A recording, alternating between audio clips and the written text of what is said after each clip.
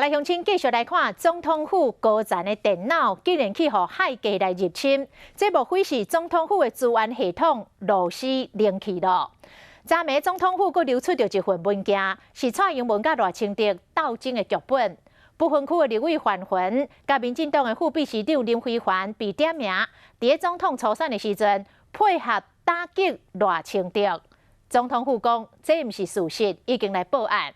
法务部长蔡清祥再去伫立法院报告，讲专案由台北地检署指挥侦办，会积极查证事实。用总统府的名义冒名发出电子邮件发予立法委员，要求因写资料。这封钓鱼的信件，敢若是要骗因的个人资料。总统府发现了后，已经向刑事局报案。那个内文其实还蛮没礼貌的，所以就是就要求也没有职称抬头，什么都没有。然后总统府联络人上面也都没有写。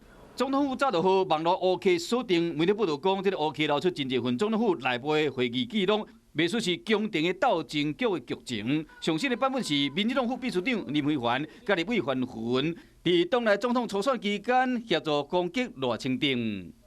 昨天晚上有朋友传给我，我看了也觉得蛮好笑的，就针对不是事实的东西，实在不知道该说什么。其实这就是民进党内斗、分赃不均，有人出来当泄密者。这个风波继续伫团立法院伫今日邀请相关的单位做报告，不过总统府秘书长苏家全等主要的人拢无来，刚才开10多分钟就散会。会全面性的来做调查。